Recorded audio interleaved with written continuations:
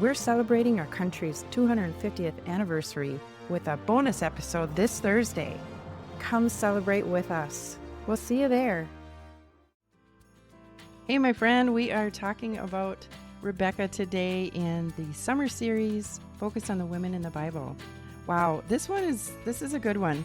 I want to say there's so much to this story and there's so many things that happen.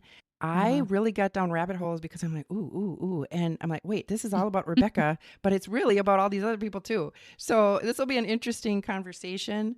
This story is found in Genesis, mainly 24 through 27. Although the first mention of Rebekah in the Bible is Genesis 22:23, where it says, Bethuel became the father of Rebekah. So that's where we're starting today. Genesis 24 through 27 spans her life from young to old. Okay, Rebekah is a critical person in continuing the Abrahamic covenant, the promise that God gave Abraham, because she was the mother of Abraham's extended family, which is significant in the realm of God's covenant with Abraham. He wanted somebody from Israel. She was a wife, mother, and a servant of the Lord. So, starting there, should we start with the servant? Abraham sent his servant out to find a wife for Isaac. So he really didn't want Isaac to go off and go back to his family. God called Abraham to Canaan, and he didn't want Isaac to go back and find a wife and stay there. That's what I saw. He's like, I'm going to send my trusted servant because I don't want Isaac to stay there. I want him to come live here. So in his way, he's like, I'm going to bring him a wife, not the other way around. You can read these stories over and over, and something you can read over and miss it. And then when you're studying, you're like, oh, I didn't see that before. So I hadn't seen that before. So he sent his trusted servant who was, he worshiped God. You can tell that he really honored and respected Abraham. He prayed ahead of time. He said, Lord, if you can make it happen, this way, the person that comes and asks to give my, donkeys, all my camel, basically a drink. That's the girl for me. That's the one. He didn't really want to look a long time, I don't think. Well, and he didn't want to fail. He wanted to fulfill the promise that Abraham gave him. And I definitely agree with you. I think it said the servant was the oldest servant of Abraham. So I feel like there was quite a trust there, a strong trust. But yeah, I think he's like, man, I don't want to fail at this. I want to find this girl for his son, Isaac. And lo and behold, here comes Rebekah right after he prays with the water jar on her shoulder, right? And she showed compassion to the servant and his 10 camels. And I forgot about all the cattle and stuff. They brought a whole bunch of animals. But so she not only gave him water, but all the camels, and also invited him to stay at their home when he asked for a place to stay. And what happens next? Genesis 24:22. It says, Now, so it was, when the camels had finished drinking, that the man took a golden nose ring weighing half a shekel and 2 bracelets for her wrists, weighing 10 shekels of gold. And he said, Whose daughter are you? Tell me, please. Is there room in your father's house for us to lodge? He gave her something in return for what she had done. And this is interesting to me because, in a way, I think that was showing her family. He didn't really know who she is. And then she tells him who she is. And she says, yeah, we have enough room. We have enough food. Come, you can come. And he bows down his head right after that in verse 26, and he worships the Lord. And he says, Blessed be the Lord God of my master Abraham, who has not forsaken his mercy and his truth towards my master. As for me being on the way, the Lord led me to the house of my master's brethren. So the young woman ran and told her mother's household about these things. Here's an interesting thing. She goes with her ring and, all is gold. And who is her brother? Laban. What's his character credit? Oh, I know. Greed. We have That's the forward. greedy. Yeah. That's a different story too. Stay tuned. But it's just interesting to me to see all of the little, you really can see the characteristics of people as you read through the story and you see like the bigger picture. But yes, he finds her, he gives her a present, and she runs back home and goes, looky, yes, kind of thing. When the servant is there, it's interesting. He gives like Laban a bunch of stuff. I got to show you this because this is interesting further in the story. And so been her brother, because he's like, can I take her now? Like, let's go. I found this woman. It Yeah. is exactly what God had. And Yep. he's like, send me to my master, he says. Mm-hmm. Mm-hmm. And Laban says, and her mother says, let the young woman stay with us for a few days, at least 10. After that, she may go. And he says to them, do not hinder me, since the Lord has prospered my way. Send me away so that I may go to my master. So they said, we will call the young woman and ask her.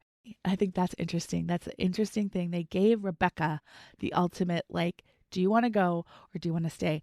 And when they call Rebekah and they asked her, will you go with this man? And she said, I will go. Yes. So I they love went that away. part. And I think we can't miss that, because she didn't wait. She didn't know what she was doing. I mean, that to me is a lot of bravery. There's a lot of adventure she had. She was, I think, excited. I mean, we don't know what her life was. I wonder if she was trying to get away from, a different life. We don't know. We're reading between the lines there, but I just think that's interesting. Kind of like Ruth. I pondered that too. If she was a woman of faith. Maybe it was a faith thing where she heard what the servant said and saw his faith and believed. That could have been what it was when he was talking about the Lord. Right. And he also, remember, went through the entire story of what Abraham sent him to do because of the Lord and the importance of it. And yeah, that could have been it too. We do not know. Mm-hmm. I think they may have asked her though, because they wanted to keep her and get her ready and, prep her and all of that before she left. You know what, Carol? I think there was something more sinister. Wow. I took it the other way. I took it like, if we're looking at like the rom-com, you have the sinister person trying to muddle. I feel like Laban was Laban.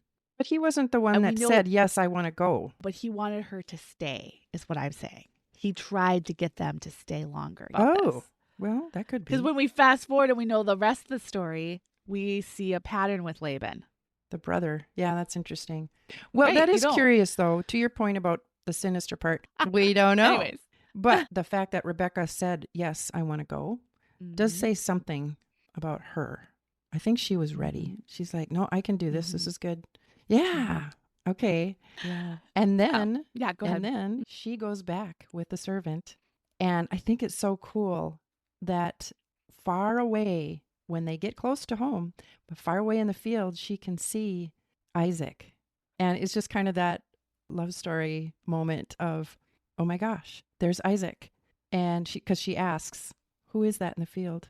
And finds out. Mm-hmm. And then Isaac looks up. He lifted up his eyes and looked, and behold, camels were coming. Rebekah lifted up her eyes, and when she saw Isaac, she dismounted from the camel. She said to the servant, who is that man walking in the field to meet us? And the servant said, he is my master. Then she took her veil and covered herself. That moment right there was like, whoa, they could have been running across the field, like the old, you ever see those old shows where it's kind of a joke where it's like, la, la, la, the music is on and they're running to each other. The servant told Isaac all the things that he had done. And then Isaac brought her into his mother Sarah's tent, and he took Rebekah, and she became his wife, and he loved her. So, pretty exciting.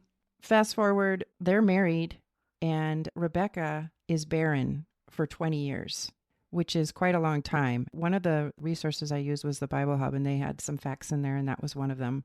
And when you think about this, remember the call from the Lord is, what do you say to Abraham, the Abrahamic covenant? Your people will be like the sands in the sea and the stars in the sky.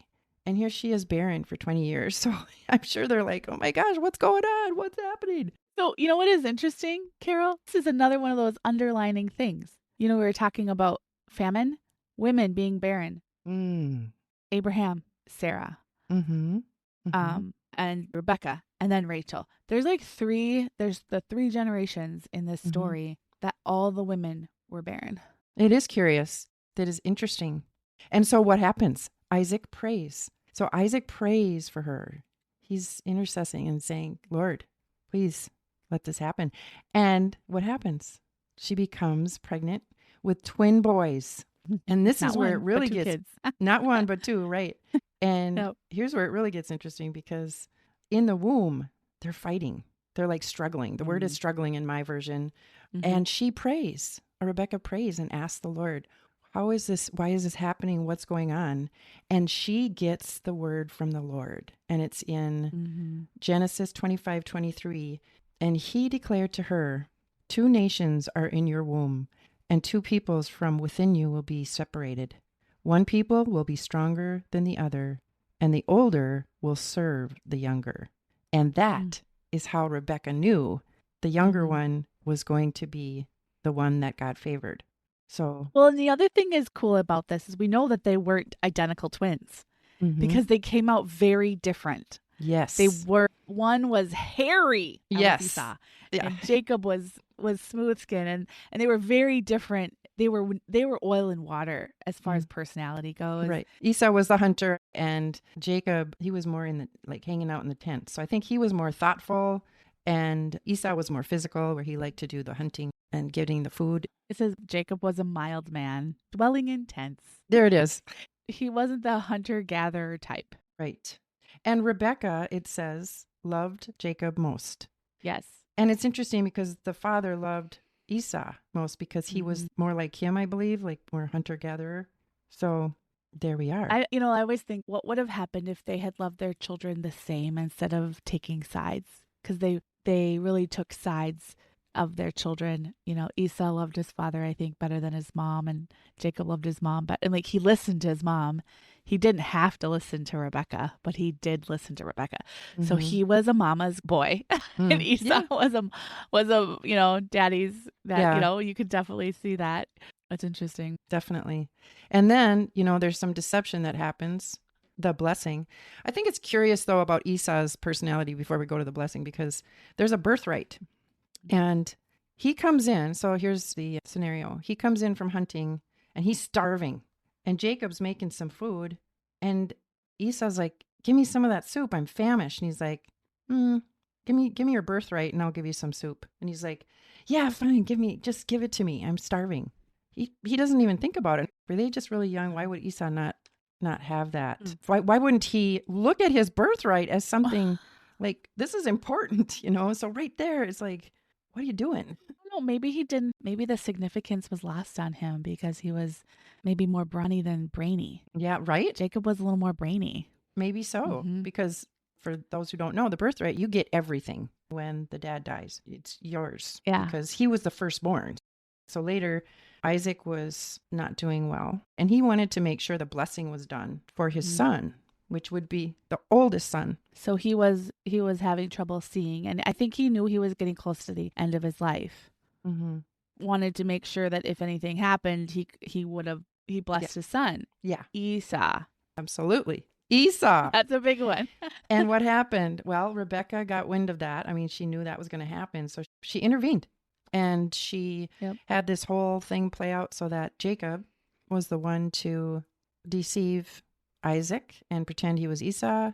And you guys have to read the story because it's really good. There's a lot of detail in it. And what happens? He blesses Jacob. Now, a few thoughts here. I know you have some too. But remember, she had the prophecy given to her by the Lord.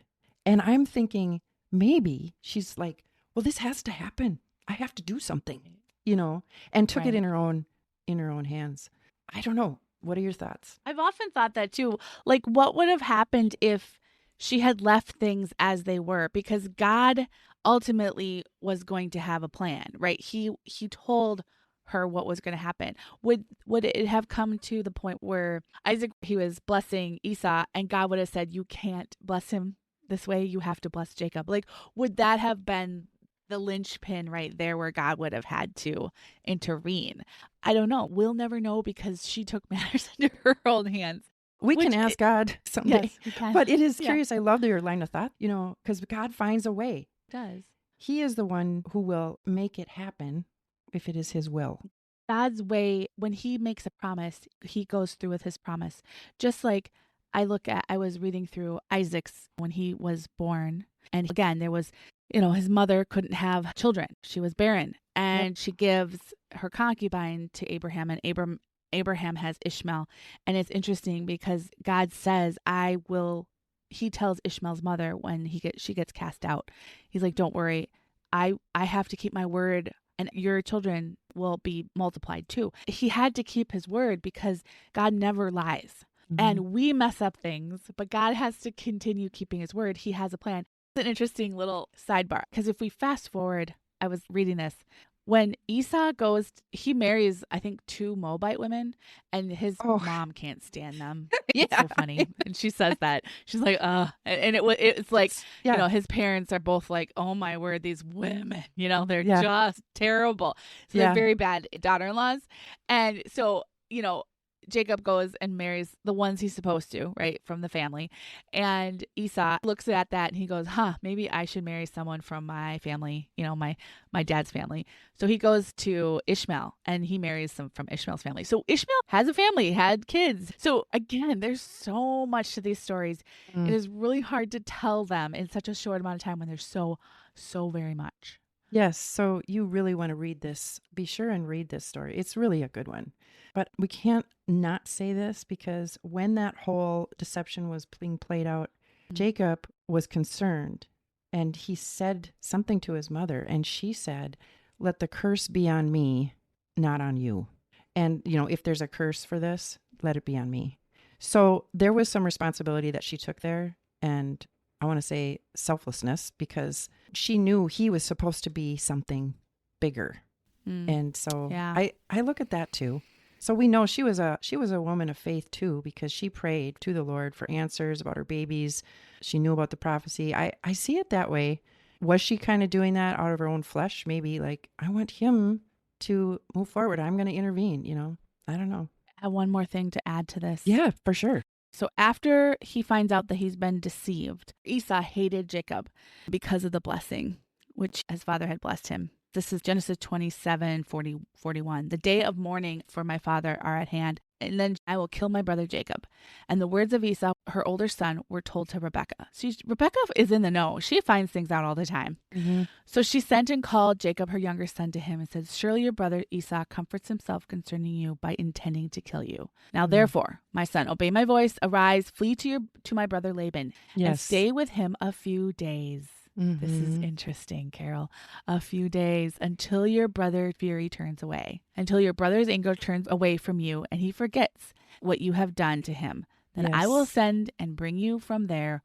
Why should I be bereaved also of you both in my day? She sends her son away for a few days. And guess what happens? So what happens is he stays and she never sees her son again before she dies. I think it's interesting that, that whole curse thing that she said, like, let this curse be on me. And then she lost her son. I think about her craftiness. Honestly, what would have happened if she wouldn't have taken it into her own hands? This story might have been completely different. And I think there are good traits about her, but I think that there's things to learn from her too, is, sometimes we as individuals want to hurry the process or make things happen. And I think that we need to learn from this and we have to trust God and let him work and not force things to happen. That's what I saw from this. Yeah, his timing and not our timing, which can be hard, but there is good in that waiting. We learn perseverance and there's always good out of it when we wait on the Lord. I think we both have stories about that. That's good. And so that was the story of Rebekah. Awesome. Yeah, here we go. We're going to close out here and we will see you next time when we are focusing on Hannah, who is Samuel's mother. Good story. Until then, remember to pour out your joy. I pray, Lord, right now as the person who is choosing you for the first time or renewing the relationship, Lord, that they will pray something like this. Lord, I have sinned and I have fallen short of the glory of God. I cannot do anything. I cannot be good enough to get into heaven, Lord. Jesus is the way and the truth and the life, and I see that and I believe that and I receive that into my heart, into my life, into my being, Lord, and I ask that you would take away the sin, cleanse me from all unrighteousness so that I can live in the home with you in heaven for eternity. And I ask these things in your wonderful holy name. Amen.